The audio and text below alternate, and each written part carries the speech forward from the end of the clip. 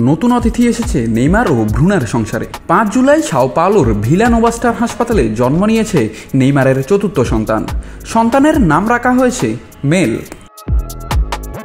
নেইমারের চতুর্থ সন্তানের মা ইনফ্লুয়েন্সার ব্রুনা বিয়ানকার্দি ইনস্টাগ্রামে লিখেছেন, আমাদের মেল এসেছে, আমাদের জীবন এখন আরও মধুর হয়ে উঠেছে, স্বাগত প্রিয় কন্যা, ঈশ্বরের আশীর্বাদ থাকুক তোমার জীবনে, সব খারাপ থেকে তিনি তোমাকে রক্ষা করবেন, আমরা তোমার সাথে নতুন এই অধ্যায় শুরু করার জন্য অধীর আগ্রহে অপেক্ষা করছি, আমরা তোমাকে ভালোবাসি। 2023 সালে নেইমার ও ব্রুনার প্রথম কন্যা মাবির জন্ম হয়। তবে নেইমারের সন্তানের সংখ্যা এখন মোট 4 জন।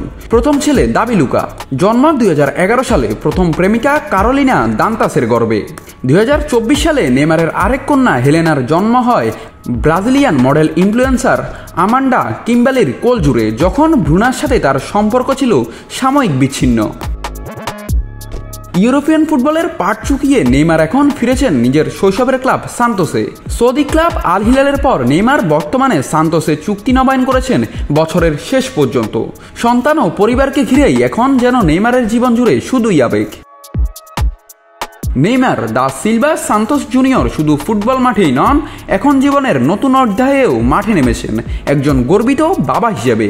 মেলের আগমনে তার পরিবার এখন আরও সম্পূর্ণ, আরও মধুর। নাত রাহুল, নিউজ না স্পোর্টস।